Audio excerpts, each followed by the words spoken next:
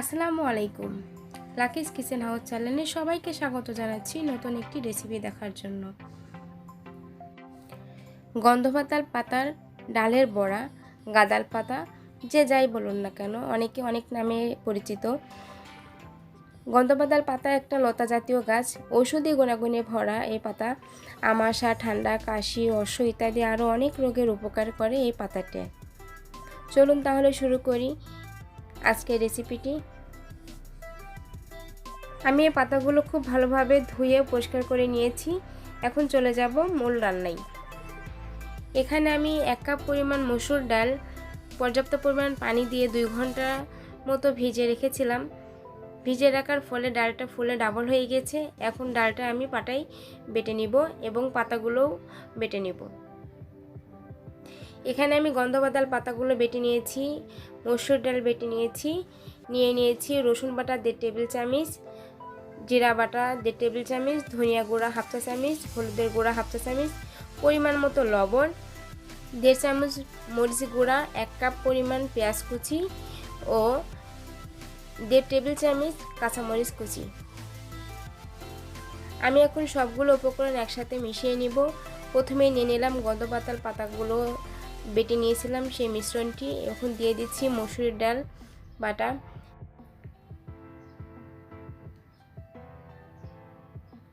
এখন দিয়ে দিচ্ছি 1 কাপ পরিমাণ পেঁয়াজ কুচি।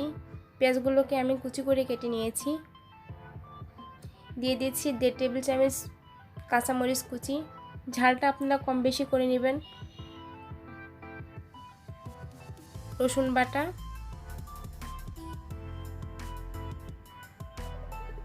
জিরা বাটা,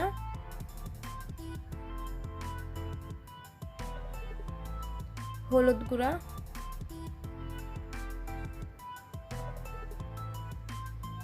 ধনিয়া গুঁড়া,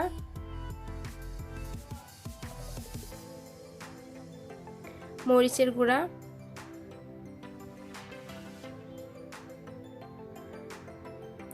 এবং পরিমাণ মতো লবণ। এখন আমি সবগুলো উপকরণ একসাথে খুব ভালোভাবে মেখে নিব। খুব ভালোভাবে মেখে নিতে হবে। পেঁয়াজগুলো চটকিয়ে নিচ্ছি ভালোভাবে, সবগুলো উপকরণ যেন একসঙ্গে খুব ভালোভাবে মিশে যায়, সেজন্য এই কাজটা হাত দিয়ে করলে খুব ভালো হবে। আমার মিশ্রণগুলো মাখানো হয়ে গেছে। এখন আমি চুলায় চলে যাব। চুলায় একটি পাত্র বসিয়ে তাতে 1/2 কাপ পরিমাণ রান্নার রেগুলার তেল দিয়ে দিলাম।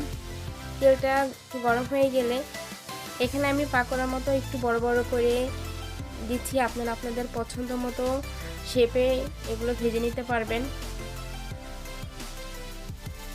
এগুলো ডুবো তেলে ভাজার প্রয়োজন নাই, অল্প তেলেই ভাজা হয়ে যাবে। এপিট ওপিট করে নিয়ে খুব ভালোভাবে মিডিয়াম টু লো ফ্লেমে চুলার আঁচটা রেখে ভেজে নিতে হবে। চুলার আঁচ বেশি থাকলে উপর থেকে পুড়ে যাবে, ভেতরটা কাঁচা রয়ে যাবে, তাই মিডিয়াম টু লোতে রেখে পাকোড়াগুলো ভেজে নিতে হবে।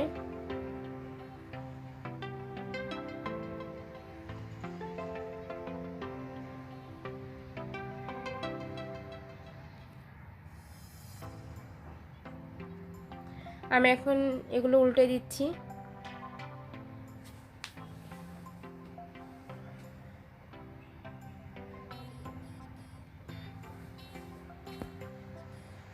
পাকোড়ার কালারটা যখন চেঞ্জ হয়ে কালো হয়ে যাবে, ঠিক সে পর্যায়ে এটা আমি উঠিয়ে নিব। গন্ধভাতাল পাতার বড়াটা বা পাকোড়া যেটাই বলি না কেন, এটা ভাজার পরে কালো হয়ে যায়, দেখতে কালো কালার লাগে, বাট একটা পুড়ে যায় না, খেতেও অসম্ভব মজা। বাসায় অবশ্যই একবার ট্রাই করবেন। কেমন লাগলো রেসিপিটা অবশ্যই জানাবেন। রেসিপিটি ভালো লাগলে লাইক, কমেন্ট, শেয়ার করতে ভুলবেন না এবং অবশ্যই চ্যানেলের পাশে থাকতে চ্যানেলটি সাবস্ক্রাইব করবেন।